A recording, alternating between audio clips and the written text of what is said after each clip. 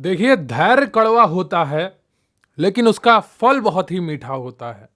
आप जो निरंतर मेहनत कर रहे हैं, लगातार अपनी पढ़ाई को जारी रखे हैं, ये आपका धैर्य है। जिस दिन आप परीक्षा में बैठे होंगे, तब आपको धैर्य का मीठा फल मिल रहा होगा। नमस्कार, जय हिंद दोस्तों। स्वागत है आपका quick revision classes YouTube channel पर। आज आपका टॉपिक नंबर 15 के एमसीक्यू आप करेंगे। टॉपिक का जो मेन पॉइंट है वो बाल विकास के चरण है।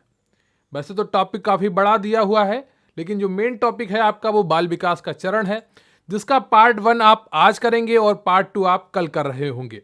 यहां पर आप कुछ महत्वपूर्ण एमसीक्यू करेंगे, जिसके द्वारा आप पूरे चैप्टर का रिवीजन कर रहे होंगे।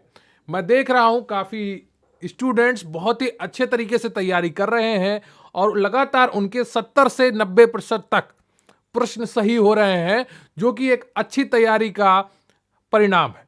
आप भी लगातार तैयारी करते रहिए और हमारे साथ बने रहिए, क्योंकि प्रश्न यहीं से आएगा। पढ़ेंगे आप मेरे साथ तो आपको यकीन आएगा। तैयारी आपको 101% करनी है, तभी आप 70 प्लस या 80 प्लस स्कोर कर पाएंगे एग्जाम में। तो लगातार पढ़ते रहिए और हमारे साथ जुड़े रहिएगा। तो चलिए बिना वक्त गवाए शुरू करते हैं आज का मॉक टेस्ट।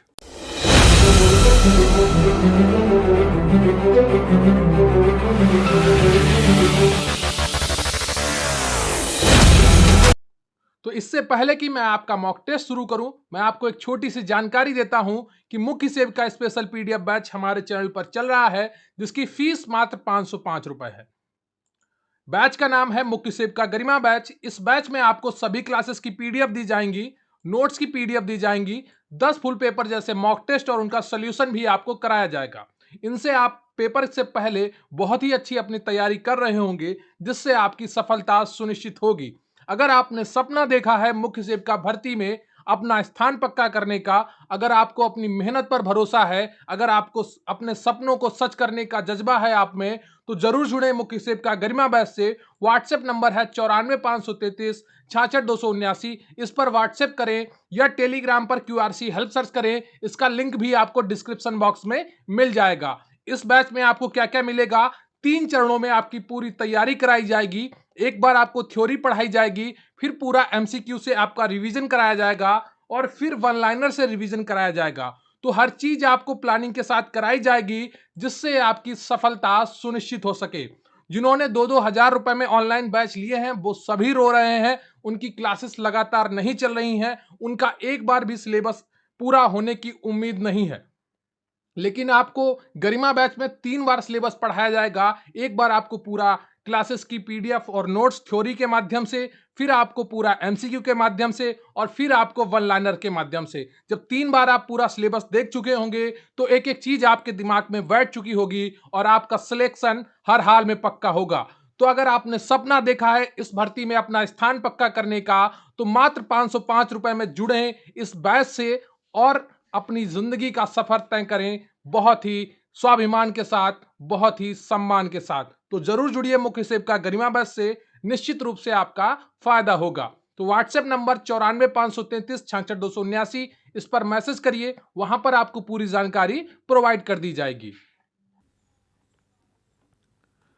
इससे पहले कि आपका मॉक टेस्ट शुरू हो, आज का आपका प्रश्न है कि दालें निम्नलिखित में से किसकी प्रचुर स्रोत है? बताइए, दालें निम्नलिखित में से किसका प्रचुर स्रोत है? ऑप्शन ए है आपका कार्बोहाइड्रेट, बी है प्रोटीन्स, सी है खनिज और डी है विटामिन। तो इसका उत्तर आपको कमेंट बॉक्स में लिखना है अभी। दालें निम्नलिखित में से किसका प्रचुर स्रोत है? ए कार्बोहाइड्रेट, बी प्रोटीन्स, सी खनिज, डी विटामिन। इसका उत्तर अभी कमेंट बॉक्स में लिख दीजिए। इस प्रश्न का उत्तर आपको क्लास के अंत में बताया जाएगा, तो क्लास पूरी ध्यान से पढ़िएगा। तो आज का आपका पहला प्रश्न है कि बाल विकास को मुख्यतः कितनी अवस्थाओं में विभाजित किया गया है? बताइए, बाल विकास को मुख्यतः कितनी अवस्थाओं में विभाजित किया गया है? ऑप्शन ए है आपका 3, बी है 4, सी है 5, डी है 7। तो बताइए, बाल विकास को मुख्यतः कितनी अवस्थाओं में विभाजित किया गया है? तो इसका जो सही उत्तर है वो ऑप्शन बी है। क्लियर है आपको? बी ऑप्शन आपका बिल्कुल सही है, 4 अवस्थाओं में विभाजित किया गया है। ये अवस्थाएं कौन कौन सी हैं? डॉक्टर अर्नेस्ट जॉन्स ने बाल विकास को मुख्यतः 4 अवस्थाओं में विभाजित किया है। एक शैशवावस्था जो जन्म से 6 वर्ष तक की होती है, फिर आती है बाल्यावस्था, यहां पर था होगा, ठीक है, 6 से 12 वर्ष तक की होती है, फिर आती है किशोरावस्था जो 12 से 18 वर्ष तक की होती है, और जो प्रौढ़ावस्था है ये 18 वर्ष तक के बाद की अवस्था होती है। क्लियर है आपको? तो ये बाल विकास को 4 चरण में विभाजित किया है किसने? डॉक्टर अर्नेस्ट जोन्स ने। क्लियर है आपको? प्लीज वीडियो को लाइक कर लीजिएगा और चैनल को सब्सक्राइब कर लीजिएगा। अगला प्रश्न है, 20वीं शताब्दी को बालक की शताब्दी किस मनोवैज्ञानिक ने माना है? बताइए, 20वीं शताब्दी को बालक की शताब्दी किस मनोवैज्ञानिक ने माना है? ऑप्शन ए है आपका क्रो एंड क्रो, बी है स्टेनली हॉल ने, सी है फ्रायड ने, डी है डॉक्टर अर्नेस्ट ने। तो बताइए इनमें से कौन सा ऑप्शन आपका सही हो जाएगा? 20वीं शताब्दी को बालक की शताब्दी किस मनोवैज्ञानिक ने माना है? तो इसका जो सही उत्तर है ऑप्शन ए है क्रो एंड क्रो ने। क्लियर है आपको? अगला प्रश्न है आपका, बाल मनोविज्ञान का जनक किसे माना जाता है? बताइए, बाल मनोविज्ञान का जनक किसे माना जाता है? वैसे तो आपके सिलेबस में बाल मनोविज्ञान जैसा कोई टॉपिक नहीं है, लेकिन उससे जुड़े हुए कुछ टॉपिक हैं आपके सिलेबस में बाल विकास के नाम के शब्दों में। तो इस क्वेश्चन को भी आप एक बार देख लीजिए ताकि परीक्षा में आपका कोई भी प्रश्न गलत ना हो। क्लियर है आपको? तो बाल मनोविज्ञान का जनक किसे माना जाता है? ऑप्शन ए है आपका स्टेनली हॉल, बी है पेस्टालॉजी, सी है पियाजे, डी है वाइगोत्स्की। तो बताइए इनमें से कौन सा ऑप्शन आपका सही हो जाएगा? बाल मनोविज्ञान का जनक किसे माना जाता है? तो तीसरे का जो सही ऑप्शन है आपका वो बी है, पेस्टालॉजी को माना जाता है। क्लियर है आपको? बी ऑप्शन आपका बिल्कुल सही हो जाता है। तथा बाल विकास का जनक स्टेनली हॉल को माना जाता है। ठीक है, बाल विकास के जनक कौन है? स्टेनली हॉल है, और बाल मनोविज्ञान के जनक कौन है? पेस्टालॉजी है। क्लियर है आपको? तो इस तरह से आपको लगातार पढ़ते रहना चाहिए ताकि आपका एक एक प्रश्न बिल्कुल सही से हो। अगला प्रश्न है आपका, बाल्यावस्था को कितने भागों में विभाजित किया गया है? बताइए, बाल्यावस्था को कितने भागों में विभाजित किया गया है? ऑप्शन ए है आपका 2, बी है 3, सी है 4, डी है 5। तो बताइए इनमें से कौन सा ऑप्शन आपका सही हो जाएगा? बाल्यावस्था को कितने भागों में विभाजित किया गया है? तो चौथे का जो सही ऑप्शन है आपका वो ए है, 2 भागों में। क्लियर है आपको? 2 भागों में विभाजित किया गया है। वो कौन कौन सी अवस्थाएं हैं? एक होती है आपकी पूर्व बाल्यावस्था जिसे संचय काल कहते हैं, ये 6 से 9 वर्ष तक की होती है। फिर आती है आपकी उत्तर बाल्यावस्था जिसे परिपाक काल कहते हैं, ये 9 से 12 वर्ष तक की होती है। क्लियर है आपको? अगला प्रश्न है आपका, बाल विकास की प्रथम अवस्था कौन सी मानी जाती है? बताइए कमेंट करके जल्दी से, बाल विकास की प्रथम अवस्था कौन सी मानी जाती है? और प्लीज वीडियो को लाइक कर लीजिएगा, चैनल पर नए हैं तो चैनल को सब्सक्राइब कर लीजिएगा। ऑप्शन ए है आपका शैशवावस्था, बी है बाल्यावस्था, सी है किशोरावस्था, और डी है आपकी प्रौढ़ावस्था। तो बताइए इनमें से कौन सा ऑप्शन आपका सही हो जाएगा? बाल विकास की प्रथम अवस्था कौन सी मानी जाती है? तो पांचवें का जो सही ऑप्शन है आपका वो ए है, शैशवावस्था मानी जाती है। क्लियर है आपको? ए ऑप्शन आपका बिल्कुल सही है, शैशवावस्था बाल विकास की प्रथम अवस्था मानी जाती है। अगला प्रश्न है आपका, निम्नलिखित में से कौन सा विकास का सिद्धांत है? बताइए, निम्नलिखित में कौन सा विकास का सिद्धांत है? ऑप्शन ए है आपका सभी की विकास दर समान नहीं होती है, बी ऑप्शन है विकास हमेशा रेखीय होता है, सी ऑप्शन है विकास की सभी प्रक्रियाएं अंतः संबंधित नहीं है, डी ऑप्शन है यह निरंतर चलने वाली प्रक्रिया है। तो बताइए इनमें से कौन सा ऑप्शन आपका सही है? निम्नलिखित में से कौन सा विकास का सिद्धांत है? बताइए। तो छठे का कौन सा ऑप्शन आपका सही हो जाएगा? छठे का ए ऑप्शन आपका सही है, सभी की विकास दर समान नहीं होती है। क्लियर है आपको? ये कई चीजों पर निर्भर करती है, तो ए ऑप्शन आपका बिल्कुल सही है।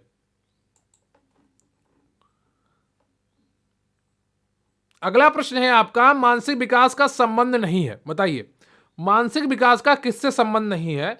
शिक्षार्थी का वजन एवं ऊंचाई से, बी है स्मृति का विकास से, सी है अवबोधन की क्षमता से, और डी है तर्क एवं निर्णय से। तो बताइए इनमें से कौन सा ऑप्शन आपका सही हो जाएगा? मानसिक विकास का संबंध नहीं है। तो बहुत ही आसान उत्तर है आपका सातवें का। तो सातवें का ए ऑप्शन आपका बिल्कुल सही हो जाएगा, क्योंकि वजन और ऊंचाई ये तो फिजिकल है, है ना, ये शारीरिक चीजें हैं, मानसिक नहीं है। तो वजन और जो ऊंचाई है ये शारीरिक चीजें हैं। तो ए ऑप्शन आपका बिल्कुल सही है। व्यक्ति का वजन एवं ऊंचाई का संबंध शारीरिक विकास से संबंधित है, जबकि शेष अन्य का संबंध मानसिक विकास से संबंधित है। क्लियर है आपको? आपका अगला प्रश्न है, मनोविज्ञान शाला उत्तर प्रदेश के किस शहर में स्थित है? बताइए, मनोविज्ञान शाला उत्तर प्रदेश के किस शहर में स्थित है? ऑप्शन ए है आपका लखनऊ, बी है इलाहाबाद, सी है आगरा और डी है वाराणसी। तो बताइए इनमें से कौन सा ऑप्शन आपका सही हो जाएगा? बताइए जल्दी से। लखनऊ, इलाहाबाद, आगरा, वाराणसी। यहां पर यह प्रश्न पुराना है इसलिए इलाहाबाद लिखा है, वैसे यहां पर प्रयागराज होना चाहिए, इतना आप ध्यान रखिएगा। क्लियर है आपको? इलाहाबाद की जगह प्रयागराज लिखकर भी आ सकता है।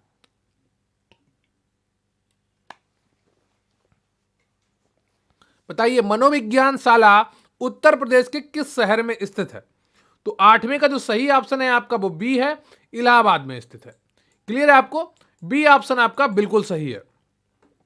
तो उत्तर प्रदेश में मनोविज्ञान शाला 1947 में प्रयागराज में स्थापित की गई थी। क्लियर आपको? देखिए उत्तर में प्रयागराज लिखा है पर प्रश्न थोड़ा पुराना था तो इसलिए यहां पर इलाहाबाद ही लिखा रह गया है। क्लियर आपको? अगला प्रश्न है आपका, शिक्षा का अति महत्वपूर्ण उद्देश्य क्या है? बताइए, शिक्षा का अति महत्वपूर्ण उद्देश्य क्या है? आजीविका कमाना, बौद्धिक विकास करना, पढ़ना एवं लिखना सिखाना, बच्चों का सर्वांगीण विकास करना। तो बताइए शिक्षा का अति महत्वपूर्ण उद्देश्य क्या है? 9 का कौन सा ऑप्शन आपका सही हो जाएगा? तो 9 का जो सही ऑप्शन है आपका वो डी है, बच्चों का सर्वांगीण विकास करना।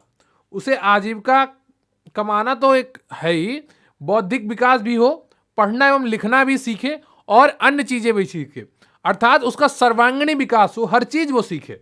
डी ऑप्शन आपका बिल्कुल सही है। शिक्षा के विभिन्न उद्देश्यों में बच्चों के सर्वांगीण विकास पर अत्यधिक बल दिया गया है। सर्वांगीण विकास के अंतर्गत जीवन के सभी आवश्यक पक्ष समाहित किए जाते हैं। क्लियर है आपको? और प्लीज वीडियो को लाइक कर लीजिएगा, चैनल को सब्सक्राइब कर लीजिएगा और वीडियो अंत तक देखा करिए। देखिए बहुत से लोग क्या करते हैं, वीडियो बीच में छोड़कर भाग जाते हैं। परीक्षा हाल में भी उनसे बीच में ही छोड़ के भागने की नौबत आ जाएगी, क्योंकि वहां पर कुछ नहीं आ रहा होगा ऐसे लोगों को जो लगातार अधूरे काम करते हैं। एग्जाम कैसे पूरा कर लेंगे? जो पढ़ ही नहीं रहे हैं, जो क्लास को पूरा नहीं अटेंड करते हैं, जो पीडीएफ को पूरा नहीं पढ़ते हैं, वो किस तरह से अपनी तैयारी को पूरा करने का ख्वाब पाले बैठे हैं? कम से कम क्लास को तो पूरा देखिए। नहीं पढ़ते हैं, बहुत से लोग कॉपी खोल के भी नहीं पढ़ते होंगे, किताबें भी नहीं खरीदी होंगी और क्लास को भी पूरा अटेंड नहीं करते हैं, फिर भी एक सपना पाले बैठे हैं, एक भ्रम में बैठे हैं कि उनका सिलेक्शन हो जाएगा। दुनिया को धोखा दे सकते हो पर खुद को तो धोखा नहीं दे सकते आप। खुद के प्रति ईमानदार बनना चाहिए आपको। आपने सारे दिन में क्या किया? शाम को अपना आकलन करना जरूरी होता है, क्योंकि एक एक समय, एक एक क्षण आपके लिए बहुत ही महत्वपूर्ण है। अगला प्रश्न है आपका, विकास कभी ना समाप्त होने वाली प्रक्रिया है, यह विचार किससे संबंधित है? बताइए। ऑप्शन ए है आपका अंतः संबंध का सिद्धांत, दूसरा है निरंतरता का सिद्धांत, तीसरा है अंतःक्रिया का सिद्धांत और डी है एकीकरण का सिद्धांत। विकास कभी ना समाप्त होने वाली प्रक्रिया है, यह विचार किससे संबंधित है? बहुत ही आसान उत्तर है इसका। अगर आप में से बहुत से लोग इसका उत्तर दे पा रहे हैं तो कोई बड़ी बात नहीं होगी, लेकिन जो दे नहीं पा रहा है उसके लिए यह बहुत बड़ी बात है, सोचने वाली बात है कि इतना आसान उत्तर वो नहीं दे पा रहा है। विकास कभी ना समाप्त होने वाली प्रक्रिया है, यह विचार किससे संबंधित है? बताइए 10वें का कौन सा ऑप्शन आपका सही हो जाएगा? 10वें का बी ऑप्शन आपका सही हो जाएगा। क्लियर है आपको? निरंतरता का सिद्धांत। विकास शारीरिक एवं मानसिक सार्वभौमिक तथा निरंतर चलने वाली प्रक्रिया है। विकास कुछ नियमों के द्वारा प्रतिपादित होते रहते हैं। विकास की प्रक्रिया इस प्रकार है, एक तो आकार में परिवर्तन, दूसरा अनुपात में परिवर्तन, फिर रूपरेखा में परिवर्तन तथा गुण एवं मात्रा में परिवर्तन। क्लियर है आपको? तो इस तरह से विकास कार्य करता है। तो निरंतरता का सिद्धांत क्या कहता है? विकास कभी ना समाप्त होने वाली प्रक्रिया है। क्लियर है आपको? अगला प्रश्न है 11वां, अवधारणाओं का विकास मुख्य रूप से किसका हिस्सा है? बताइए। बौद्धिक विकास का, शारीरिक विकास का, सामाजिक विकास का, संवेगात्मक विकास का। तो बताइए इनमें से कौन सा ऑप्शन आपका सही हो जाएगा? अवधारणाओं का विकास मुख्य रूप से किसका हिस्सा है?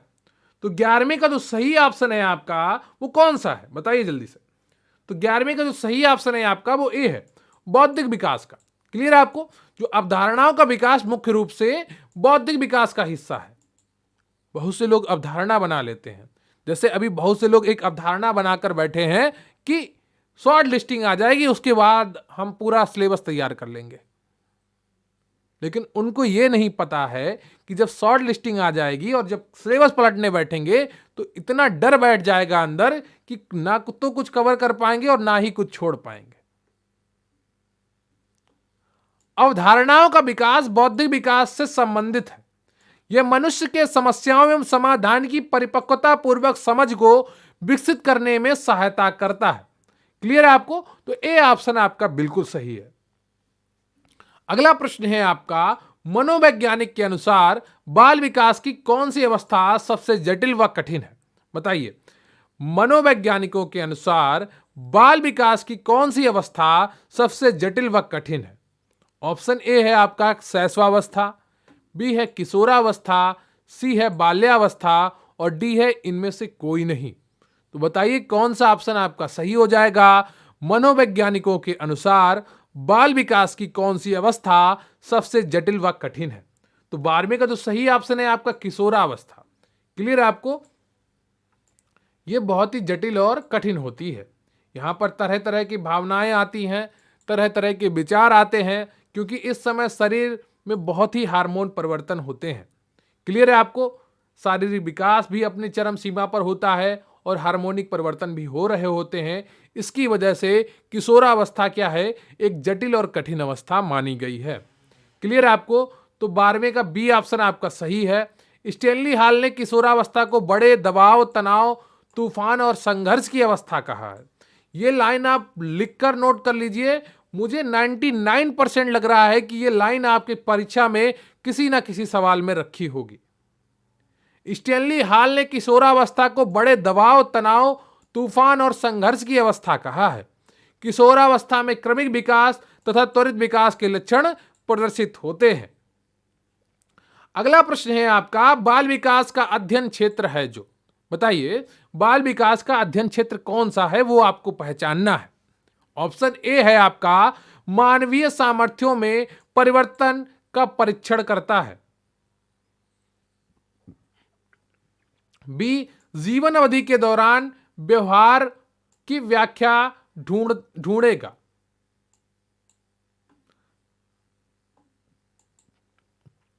बच्चों की वयस्क तथा वरिष्ठ नागरिकों के साथ तुलना करेगा, किसी बच्चे के संज्ञानात्मक, सामाजिक तथा दूसरे सामर्थ्यों के क्रमिक विकास के लिए उत्तरदायी होगा।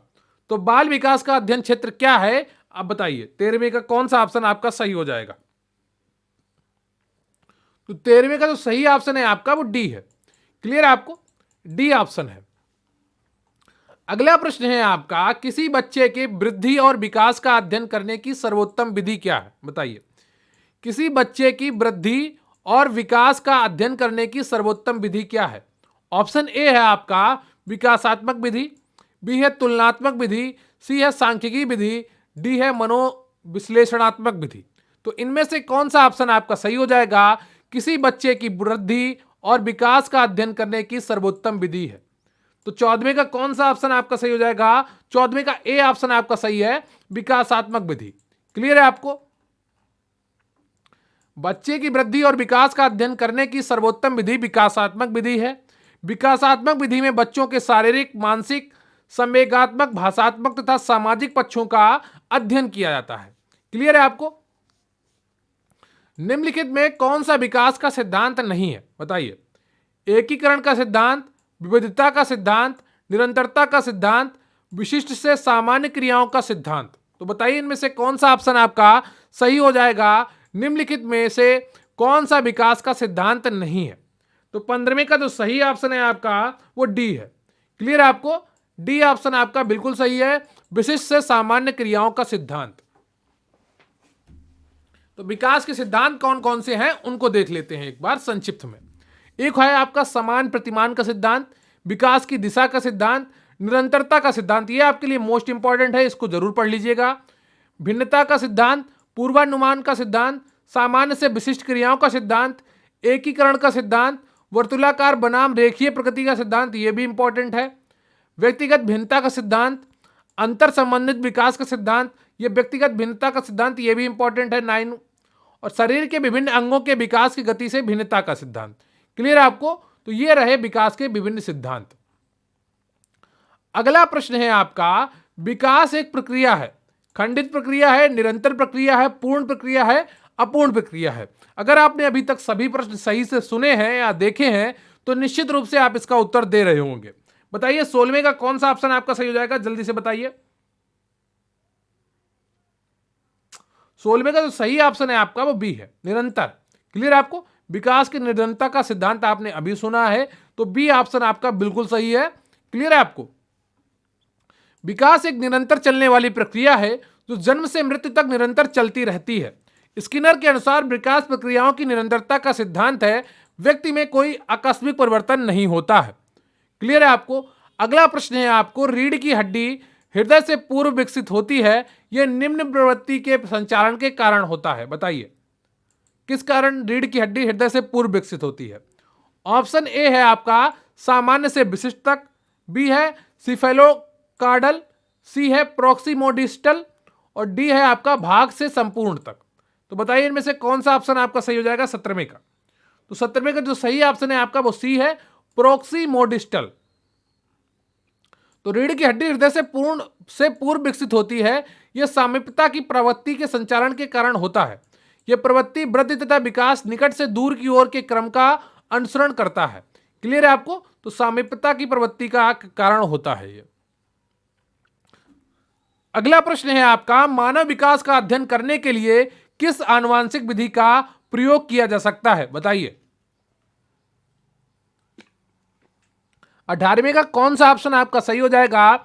मानव विकास का अध्ययन करने के लिए किस आनुवांशिक विधि का प्रयोग किया जा सकता है? ऑप्शन ए है आपका क्षैतिज, बी है लंबवत, क्षैतिज और लंबवत दोनों, इनमें से कोई नहीं। तो 18वें का कौन सा ऑप्शन आपका सही है, जल्दी से बताइए। 18वें का सी ऑप्शन आपका सही है, क्षैतिज और लंबवत दोनों। क्लियर है आपको? अगला प्रश्न है आपका, निम्न में से कौन सा एक सही क्रम है? ऑप्शन ए है आपका अंडाणु शुक्राणु ब्लास्टोसिस्ट युग्मनज, बी है ब्लास्टोसिस्ट अंडाणु शुक्राणु युग्मनज, सी है ब्लास्टोसिस्ट युग्मनज अंडाणु शुक्राणु या अंडाणु शुक्राणु युग्मनज ब्लास्टोसिस्ट। बताइए इनमें से कौन सा ऑप्शन आपका सही है? ये निषेचन की प्रक्रिया आपसे पूछ रहा है, इनमें से कौन सा ऑप्शन आपका सही हो जाएगा? तो इसका जो सही ऑप्शन है आपका 19 का वो डी है। स्त्रियों में सबसे पहले अंडाणु बनता है, फिर वहां पर शुक्राणु आता है, फिर युग्मनज बनता है दोनों के संपर्क से, फिर ब्लास्टोसिस्ट बनता है। क्लियर है आपको? तो डी ऑप्शन आपका बिल्कुल सही है। अगला प्रश्न है आपका, पियाजे के संज्ञानात्मक विकास के 4 चरणों में कौन सा सम्मिलित नहीं है? बताइए पियाजे के संज्ञानात्मक विकास के 4 चरणों में कौन सा चरण सम्मिलित नहीं है? ऑप्शन है इंद्रिय गामक अवस्था, दूसरा है पूर्व संक्रियात्मक अवस्था, तीसरा है उत्तर संक्रियात्मक अवस्था और डी है आपका अमूर्त संक्रियात्मक अवस्था। तो एबीसीडी में कौन सा ऑप्शन आपका सही हो जाएगा? जल्दी से बताइए कमेंट करके। पियाजे के संज्ञानात्मक विकास के 4 चरणों में कौन सा सम्मिलित नहीं है? तो 20 का जो सही ऑप्शन है आपका वो सी है, उत्तर संक्रियात्मक अवस्था। क्लियर है आपको? तो पियाजे के संज्ञानात्मक के 4 चरण हैं। कौन कौन से संज्ञानात्मक विकास के इनके 4 चरण? संवेदनात्मक गामक इंद्रिय गामक अवस्था। क्लियर है आपको? ये 0 से 2 वर्ष तक की होती है। फिर है पूर्व संक्रियात्मक अवस्था, ये 207 वर्ष तक की होती है। फिर है अमूर्त संक्रियात्मक अवस्था, ये 7 से 11 वर्ष तक की होती है। फिर है औपचारिक संक्रियात्मक अवस्था, ये 11 से वर्ष के बाद की होती है। क्लियर है आपको? तो पियाजे के संज्ञानात्मक विकास के 4 चरण हैं, कौन कौन से हैं ये आपको बता दिया गया है। अब देते हैं आज के प्रश्न का उत्तर। बताइएगा कि दालें निम्नलिखित में से किसकी प्रचुर स्रोत हैं? ये आपका प्रश्न था। ऑप्शन थे आपके carbohydrate, B proteins, B option proteins, C खनिज, डी विटामिन। तो इनमें से जो सही ऑप्शन था आपका वो बी ऑप्शन था। दालें मुख्य रूप से प्रोटीन का स्रोत होती हैं। क्लियर है आपको? काफी मात्रा में प्रोटीन पाया जाता है दालों में। तो दाल हमारे भोजन का सबसे महत्वपूर्ण भाग है तथा प्रोटीन का अच्छा स्रोत है। प्रोटीन त्वचा, रक्त, मांसपेशियों तथा हड्डी की कोशिकाओं के विकास हेतु आवश्यक होते हैं। दाल की प्रमुख विशेषता है कि पकने के बाद भी इसके पौष्टिक तत्व सुरक्षित रहते हैं। क्लियर है आपको? तो बी ऑप्शन आपका बिल्कुल सही है। तो ये रहा आपका पूरा मॉक टेस्ट टॉपिक नंबर 15 का, जिसका पहला पार्ट आपने आज किया। क्लियर है आपको? पार्ट 2 आप कल करेंगे, बाल विकास के चरण, जिसके महत्वपूर्ण एमसीक्यू आज आप भी कर रहे थे। तो कमेंट करके बताइएगा कि आज के प्रश्नों में जो 20 प्रश्न आपने किए उसमें से कितने प्रश्न आपके सही हुए। मुझे आपके कमेंट्स का इंतजार रहेगा। और आज की क्लास आपको कैसी लगी, और बताइएगा कि आप और क्या क्या पढ़ना चाहते हैं, आपकी तैयारी कैसी चल रही है। और मुझे आपके कमेंट्स पढ़कर बहुत ही अच्छा लगता है जब मैं देखता हूं आप लोगों के 18 सही हो रहे हैं, 20 में 19 सही हो रहे हैं, 17 सही हो रहे हैं, 16 सही हो रहा है। जिसके भी 15 तक सही हो रहे हैं उसकी तैयारी बहुत अच्छी है। 15, 16, 17, 18 जो 12, 13 पे हैं उनको 15, 16, 17 पे आना चाहिए। बार बार रिवीजन करना चाहिए। जो प्रश्न गलत हो रहे हैं उनको नोट करके दोबारा से पढ़ना चाहिए, ताकि आपका एक एक प्रश्न बिल्कुल सही हो परीक्षा में।